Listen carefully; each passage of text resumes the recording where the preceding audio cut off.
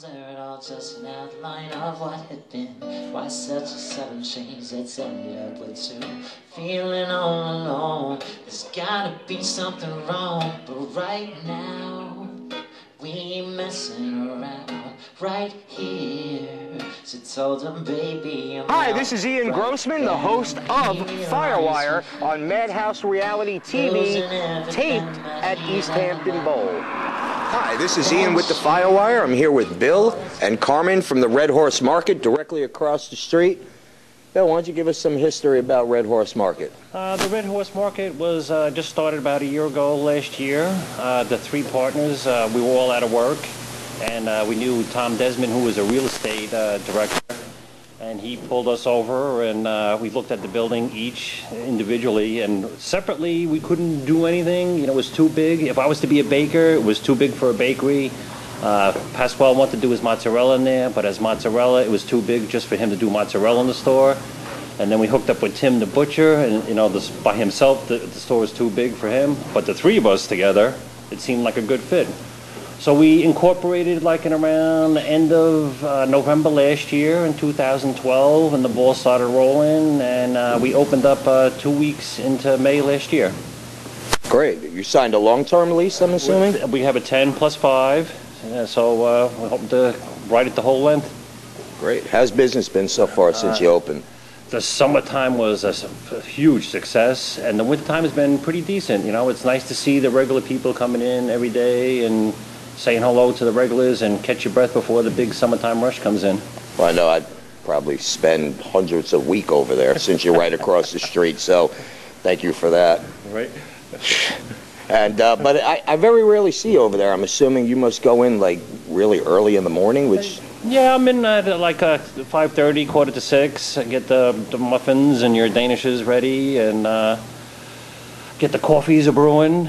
You know, get the newspapers in. You know, we want to be ready by 7 o'clock so your coffee is ready. We can get you service and out the door real fast.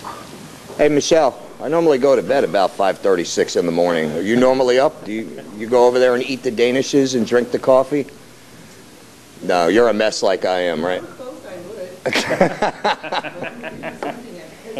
So, Carmen, you're a manager over there, right? Correct. Okay, and what is your basic job function over there? In the summertime, I'm supervising all of the employees on the floor. As the winter comes and we start to lose some people, I kind of just fill in where necessary. Okay, any specials you have going on over there? Every day you can check the Facebook page for the store. We have specials in the hot case for the deli, daily, updated. And as the holiday seasons come around, if you check the website and Facebooks, there will be specials put out there. For the spring season, for the spring holidays, we have specials updated on our website as we speak, which is redhorsemarket.com, and you can click the link and get the PDF for the menu. Okay. Bill, what's the phone number over there? 324-9500. That's pretty good. I don't even remember my home number. So I remember the store number, but I don't even remember my number. You remember the wife's number? No. Thanks for putting that on TV. Now you know. See, I want half of that anniversary gift when it comes around.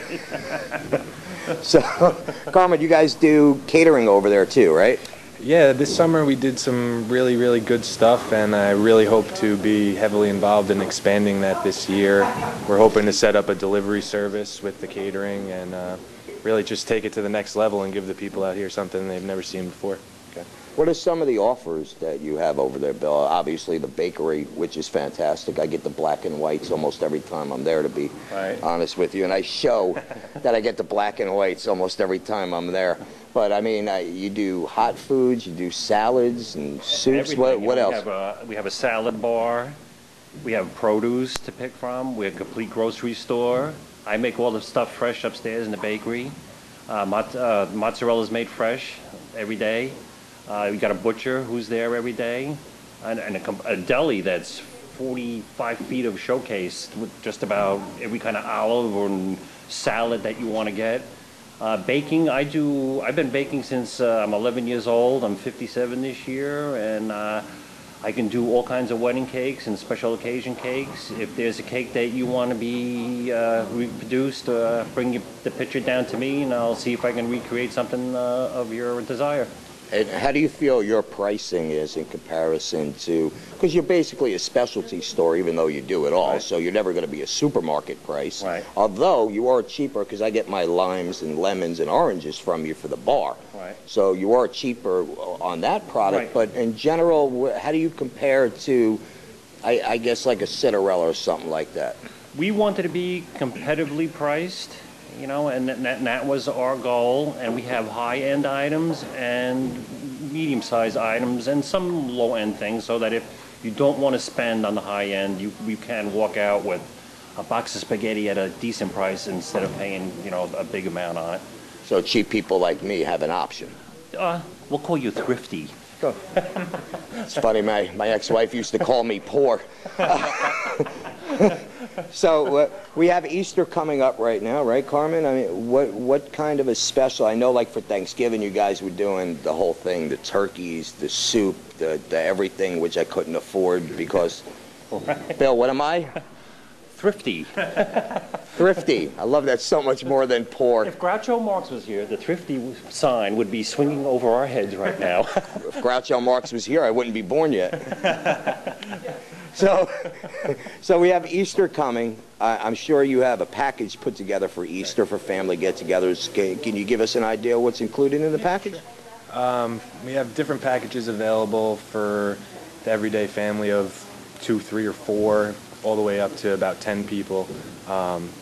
We're doing different kinds of roasts, pork, beef. We have turkeys available, spiral hams.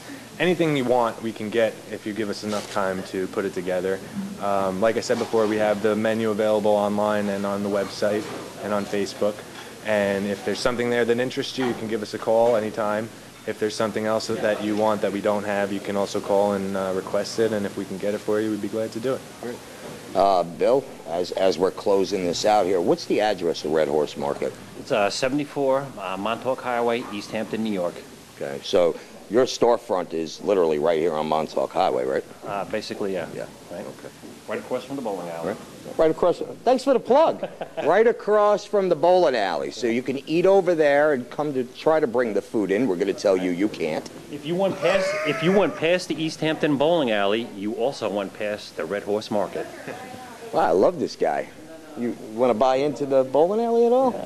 Maybe we can share. We'll schmooze? We'll schmooze a little? We'll schmooze a little. We'll talk over locks and a schmear? Yeah. All right, great. Bill, I appreciate you taking the time. I know it's been a really long day for you. Thank you so much. Carmen, absolute pleasure. I see you almost every day over there, and this is the first time I got along with you. That's awesome. We'll be right back with more FireWire after this.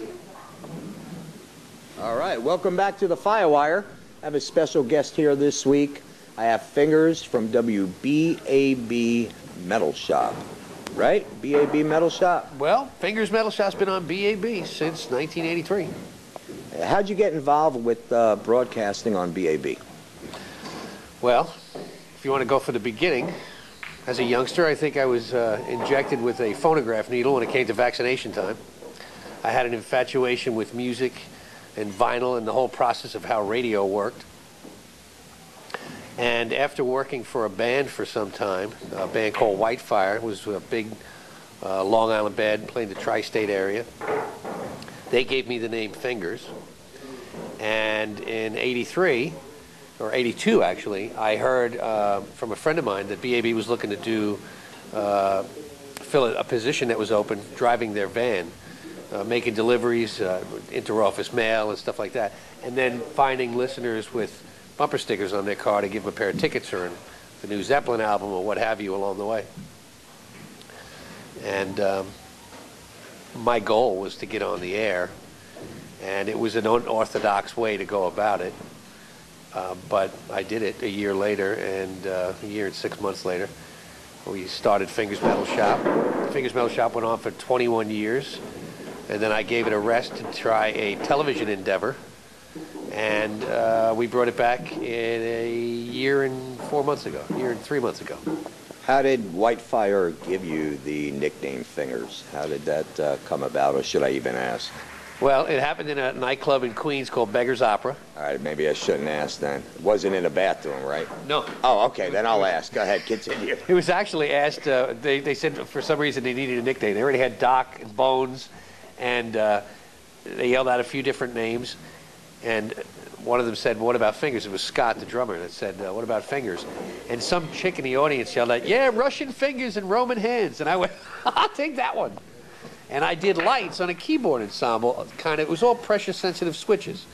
So you just very simple par cans and fennels set up, and I just kind of had this kind of artistic approach to it. I almost played the buttons like as if it was a keyboard. And because of going back and forth, the Fingers thing fit, and it stuck. And when I left the band to DJ in nightclubs, I already had a name that was known from going around to each of the clubs and setting up the band for the past 3 years. And then I got a full-time gig at Beggar's Opera, and then I heard about BAB, and the rest, as they say, is history. So when you were DJing, it was rock music, yeah? It wasn't like actually, it was everything. Really? I would stay in a pocket where I just wanted to be unpredictable. I'd like to play a couple of things that you were familiar with, something that would tickle you from your past, but I was really into turning people onto new music. And the art of it was trying to mesh it into a playlist that it didn't stand out so much, that it fit the musicality that was going on in the thread of the playlist, so that it was appropriate to hear at the time you heard, as opposed to hearing like Celine Dion and then putting on Metallica. You know, it was so abrupt. Well, when you started Metal Shop, Fingers Metal Shop, really BAB was playing kind of like a pop rock-ish. Well, I guess back then there wasn't really a pop rock. But I mean, they certainly weren't playing the type of things that you were playing on your show. So what made you decide, back in the hair metal days, which is what I remember, because I'm a little bit younger than you. Don't let them lie to you. I'm a little bit younger than you. So what made you, like, play the hair metal? Because really BAB was not playing the Motley Crues, the Cinderellas, those types of things until you did. Actually, Ian, you're wrong. Okay. BAB, for the most part, was an AOR radio, is what they called it back then, album-oriented rock, which essentially meant that you were playing rock music, but you were going deeper than the track that was the single. You were album-oriented. Right. So you would hear everything on BAB, from Billy Joel and Al Stewart's Year of the Cat to, you know, Led Zeppelin and The Who and the Stones.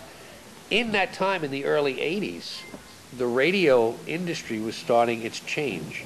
And we were playing Ozzy Osbourne for breakfast. And most of the audience that listened to BAB at the time was a very younger, skewed audience. Like me. Much younger than even you. Yeah, unbelievable. Not as good looking, but much younger. So the Metal Shop came along at a perfect time when the station was trying to augment their image. It was kind of looked at as like the dirtbag radio station. Which is what actually drew me to the station, to be honest with you. No, I got to be honest, because I mean, I had hair down to my ass.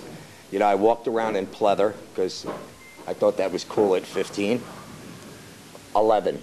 Sorry, I'm really young. And you know, really, that's what drew me to it, because when you put on other rock channels, they just were, I don't want to say they were scared to play it, because I really don't know the music industry, especially back then. But you guys were just balls to the wall. It was like if you felt that people would enjoy it, you weren't scared to play it. Well, BAB had a very open format, if you will. There was, you had quotients you had to play.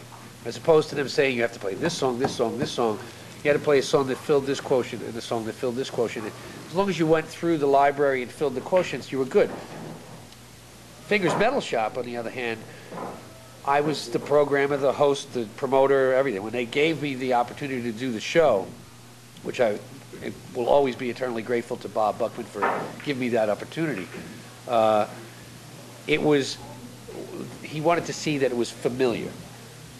Okay. So the first show was Van Halen and Def Leppard and, you know, all of the bands that were well known in the time. And after that, I don't think he listened anymore.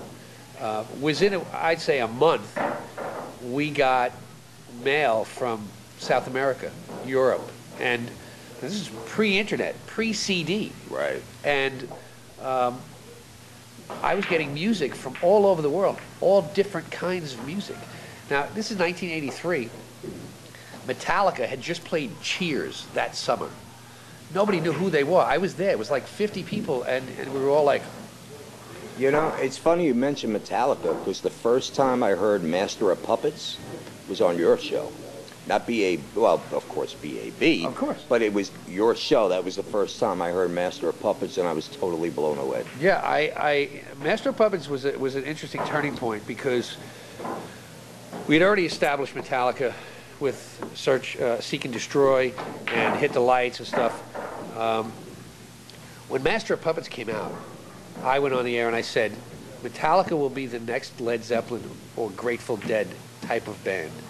And a lot of people lambasted me as like, how could you say something so sacrilegious? And my point was that the band's popularity would grow to the type of band that the Grateful Dead and Led Zeppelin had, and that their contribution, I think, would be as large as Led Zeppelin's. Now, whether you can dispute that as opinion or not, the reality is that they have gone on and made a giant mark in the music industry in a music that originally radio wanted nothing to do with.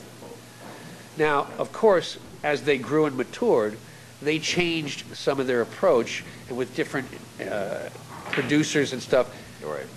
the Black Album came out. Which is also a good album. It's but a fantastic album. A lot more but popish. if you go from, Kill 'Em All to that album, it's a night and day difference. Yeah, it is. I agree. I would have never predicted Kill 'Em All to come out. However, Master of Puppets is the perfect link in between those two. Right. But bands like Slayer and Obituary and Death and all these bands that nobody had ever heard from, we're getting all this mail. And people, the way I promoted the show, because the station said, we'll give you the 2 hour, or it was an hour when it started. What do you want it to sound like? And I went home and got stoned in my bedroom and made the intro of the show, which is still the introduction of the show today. Drugs are bad, by the way. In the 80s it was okay, but yeah, not anymore. Shh. He's full of shit. So the intro of the show kind of set the stage for two things: that it was going to be something different, that you were going to attend it. Because one of the things about heavy metal, especially in the early inception of it, is that music nobody wanted anything to do with. And the fans held on to it as their defense. They were defending their right to have their music. Well, everything was going along fine. I mean, the new wave of British metal started coming across, onto this shore in the late 70s and early 80s. Black Sabbath had already kind of spearheaded heavy metal as a musicality. Steppenwolf gave us the moniker in Born to Be Wild. But the real birth of heavy metal, the real explosion, was Quiet Riot. Kevin DeBro was amazing. The interesting thing that I find about the Quiet Riot phenomenon, I mean, it was the first album by a heavy metal band to have #5 single and #1 album on the Billboard charts at the same time. Right. Everybody in the country was hearing it, and it was so huge that it made every single record label go out and try and find a band like Quiet Riot. And that's what started the positive insurgence of the music, and at the same time the dilution of the music. Yeah, my mother actually heard the Quiet Riot Mental Health album, and not because she wanted to. She really didn't have a choice, But I agree. I mean, Rudy Sarzo and Carlos and interesting Frankie, unbelievable band. The band had Randy Rhoads as their guitar player. Originally, and yet, he leaves, and their first album after he leaves goes #1. Now, he's doing great work with Ozzy Osbourne, and unfortunately, he passes before he gets to see his brothers make such a mark in history. But because of that band and the amount of stuff that got thrown at the wall by record labels, some poor bands, just didn't have a chance, but they got signed and scooped up into the money parade. Right. but that also created all these subgenres because people were like, well, that's not heavy metal. I also That's hair think it metal. opened up the door for a lot of bands that didn't, I don't want to say didn't deserve to be signed. I think that's not really a fair statement, but There's certainly... a lot of bands that got signed that did not deserve to be signed. Don't talk about me like that. I do feel, though, there were a lot of bands had, not everybody scrambled, like you say, never would have even got off the L'Amours or the Mulcahy's kind of a stage. Never... But not for nothing. If you think back, L'Amours, Brooklyn, you got Sundance. Oh, yeah, you know, I forgot about Sundance. Gazzari's, Yeah, right, the Whiskey, out on the other coast. yeah, Whiskey A Go-Go, yeah. Those clubs are where these bands that, Metallica played Cheers and stuff, Halford brought Fight around to the Judas Priest came to Sundance. Guns N' Roses played it. So I have Guns N' Roses recorded from the soundboard at their first show at Sundance. But when Metallica was playing those types of venues, they were hated. They were booed, They were not off the misunderstood. stage, but they were booed. Nobody really liked them because they just didn't get the genre, I guess. Because they now we call them heavy metal or we call them rock, but back then it was such a new genre. Nobody ever sounded like them. It's like when Black Sabbath came out. Right. Nobody sounded like them. Everybody's kind of sounded Beatlesque, right? Yeah. Everybody wanted to be Zeppelin or the Beatles. Exactly. So Black Sabbath comes out and they have a hard time at it. So this is kind of a similar situation when Metallica came out, where they were just not accepted, not because the music wasn't good, but because people didn't understand the sound that they were trying to put out. Would you agree with that? Well, whenever anything new comes along, there's always a warming period, and you either warm up to it or you cool down and you walk away. I think that what Metallica did was gave everybody an alternative to what was on the radio. And quite frankly, I used to hear Lars come up on stage and say, no thanks to radio. And that used to piss me off because I'm like, I'm the only guy that played you here. Right. At the time, Metal Shop was on. There was no other shows around. Who knows? As we got deeper in, everybody got one. RCN had one. BAB, NEW had one. APP had one. Everybody was doing a metal show. Even KTU went rock.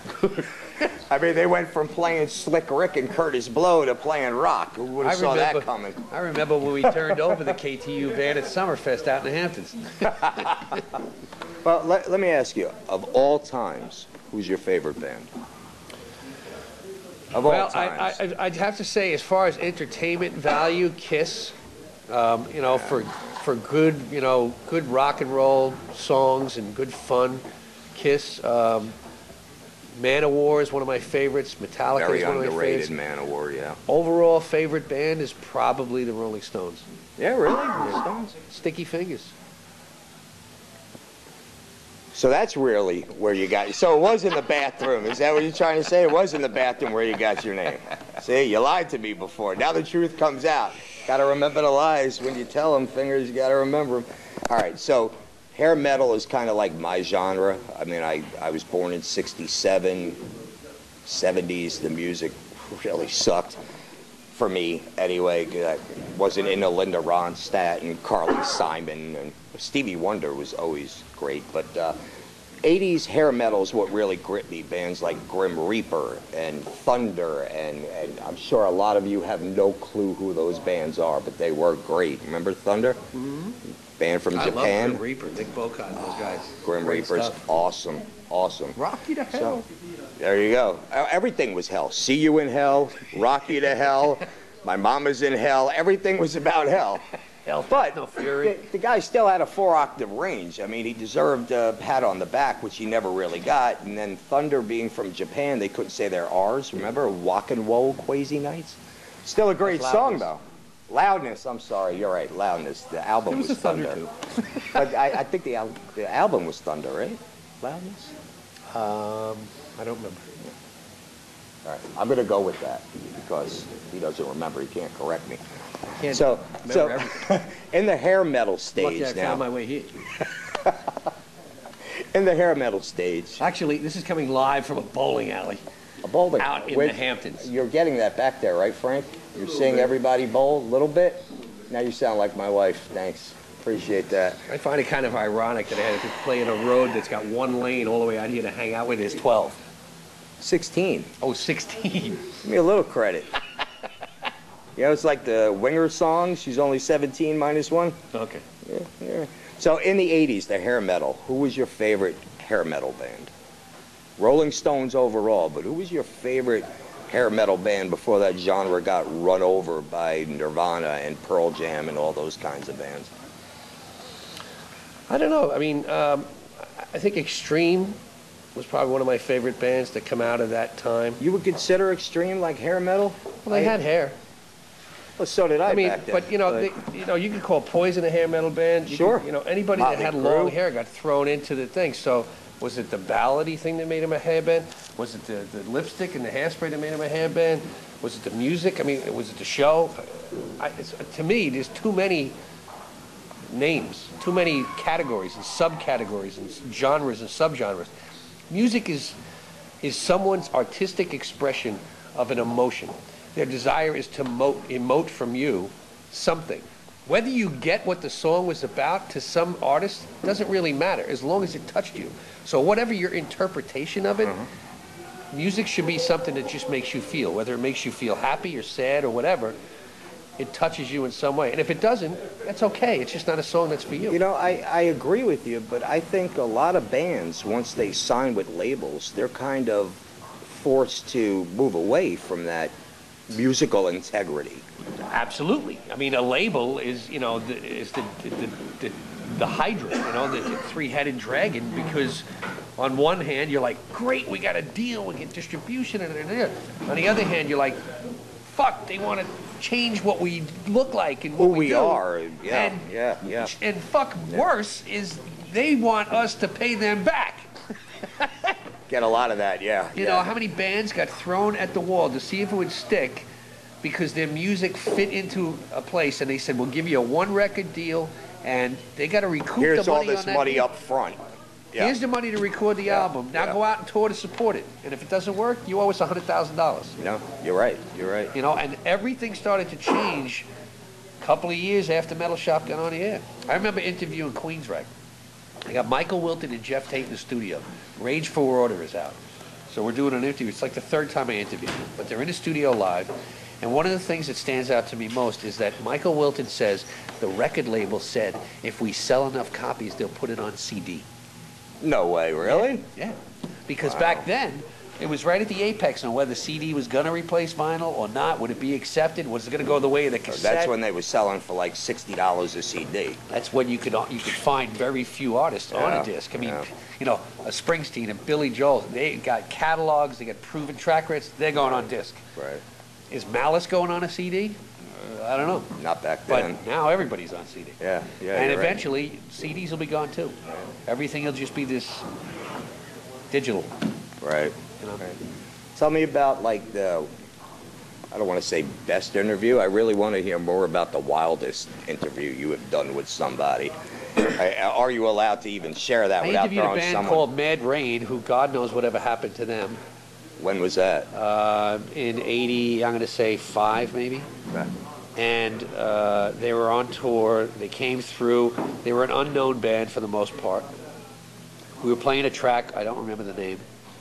And while I'm on the air and I have them in the green room, and of course you're in radio, so you get these windows that look out into the hallways and stuff. Right. And while I'm on the air doing the rest of the show leading into them, I see this hall fills up with white smoke.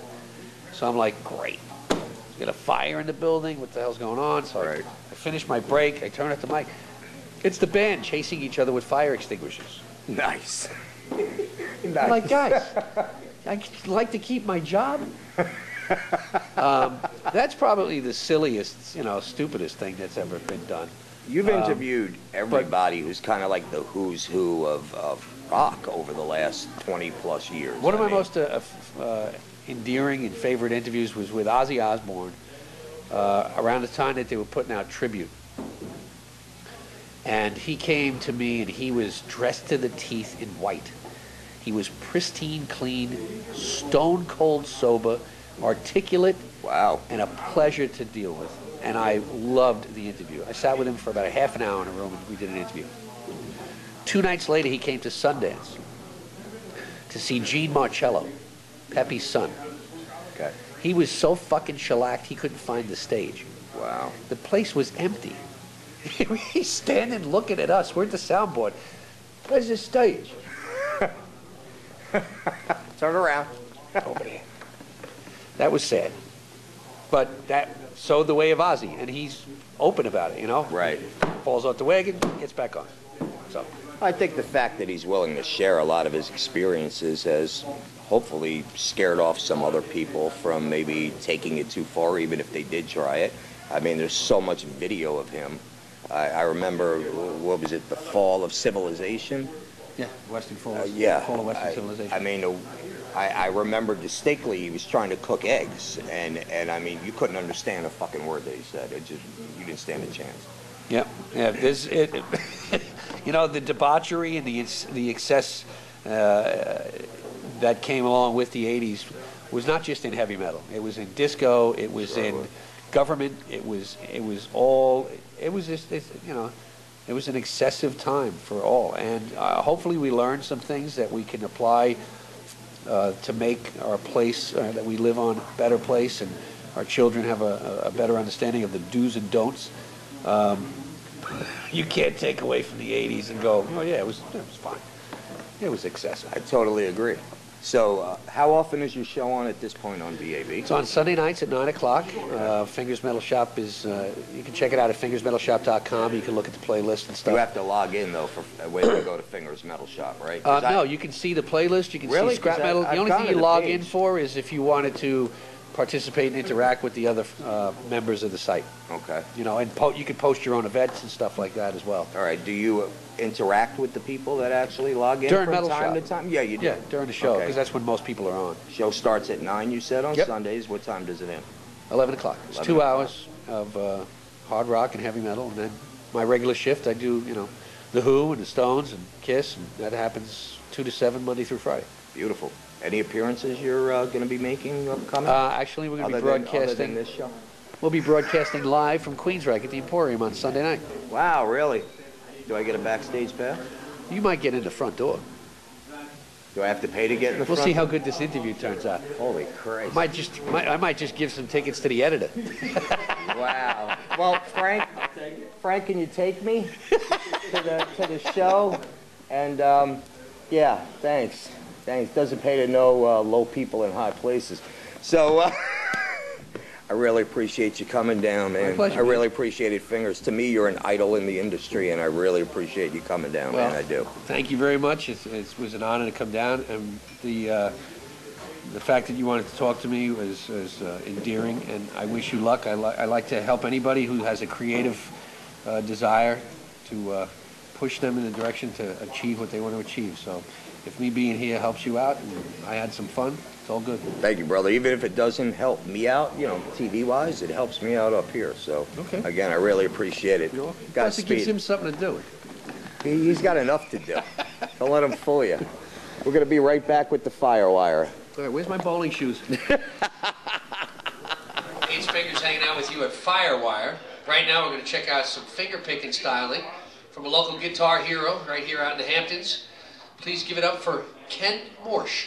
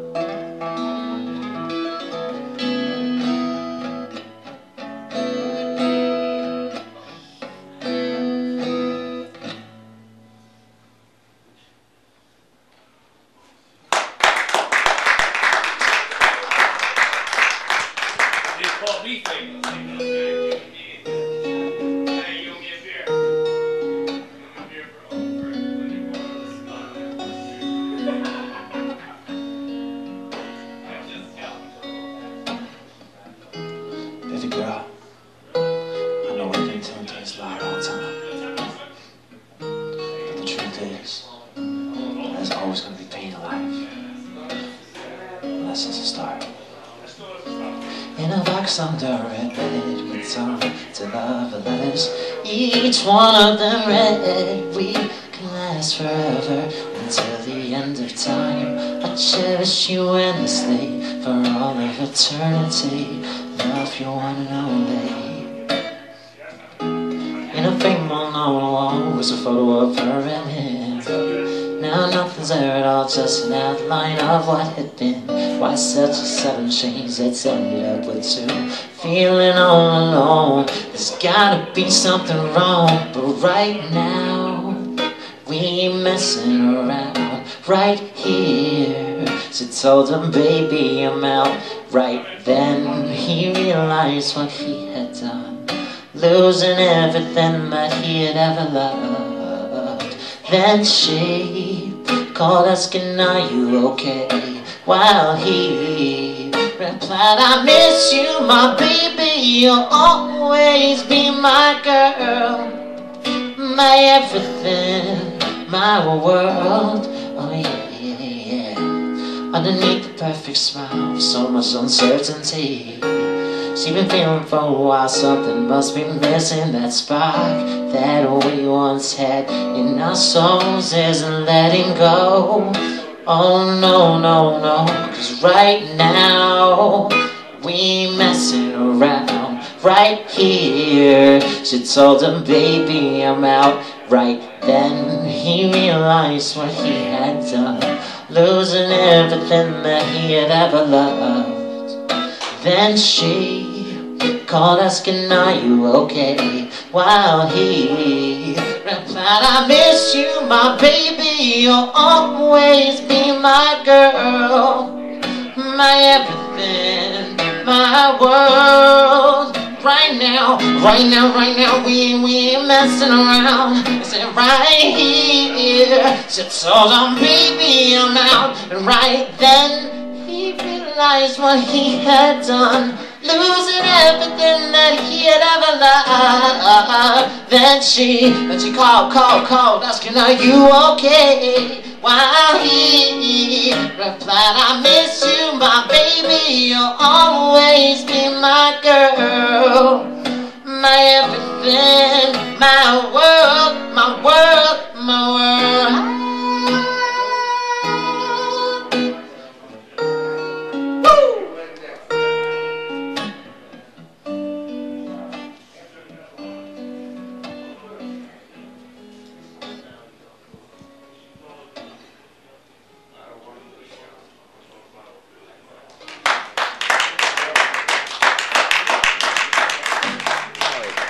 All right, let's give it up for Ken Morse. Way to go, Ken. Come on over. Let's interview you.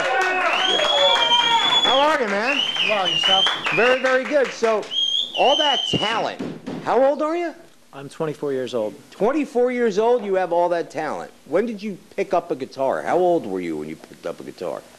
Well, I was about 18 years old. You know, I was going to college, and my older brother's pretty much a jacked guy. You could kind of tell that I'm not. And he said, you know, if I like girls, that I should either learn how to play guitar or work out.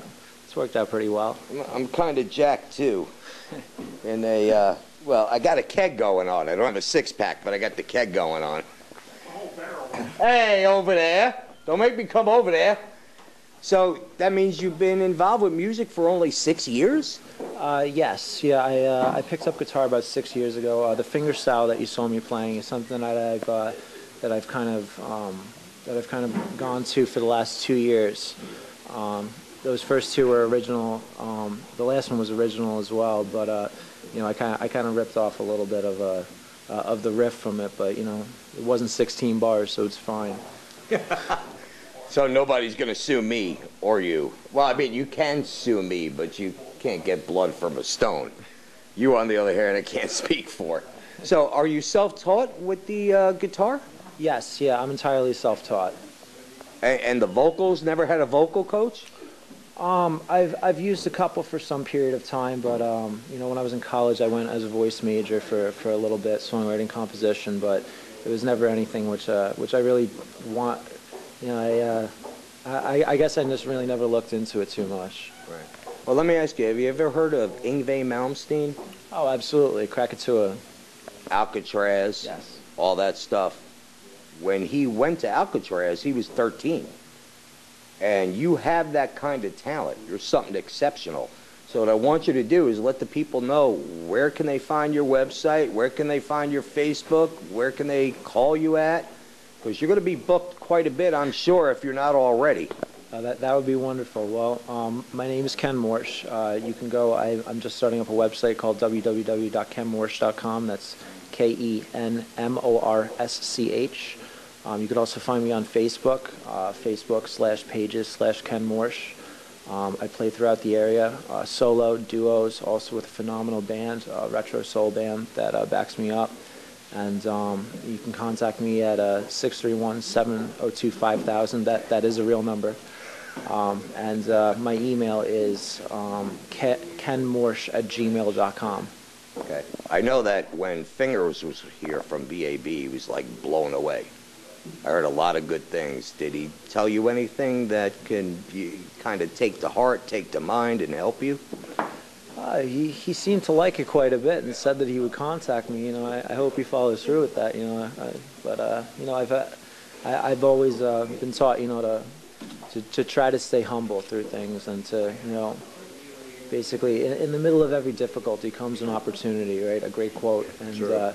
you know, I've been through a little bit of difficulty, and the opportunity that I found is through my music. So, you know, I'm going to keep doing that. And you wrote songs for some other artists, right? Is that correct? I've written a couple songs that other artists have sung. You know, I haven't gone like too far with it. I've opened up for some pretty large bands. I've opened up for the Gym Class Heroes over at CW Post. I opened up for Bel Gilberto over here at the Surf Lodge in Montauk. And I've shared the stage with Randy Breckert, a phenomenal trumpet player who resides here in the Hamptons. Okay, and you play pretty much the Hamptons a lot, right? I'd like to play a little bit more, you know, but so maybe you can call some of those numbers to contact me, but yes, I do. All right, so make sure you hit Ken up. You got a website, you got a Facebook, you got a phone number. Ken, pleasure was all mine. I appreciate you coming down. We'll see you soon on the Firewire. Thanks for stopping by for this episode of the Firewire. I love you, Jake. Take care of your mom. For now, get out. We'll see you next week.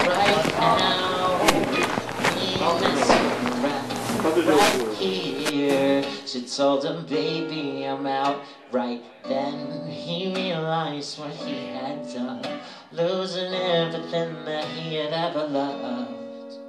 Then she called asking, are you okay? While he replied, I miss you, my baby. You'll always be my girl, my everything, my world. Right now, we ain't messing around. I said right here. She told him, baby, I'm out. And right then he realized what he had done, losing everything that he had ever loved. Then she called, asking, are you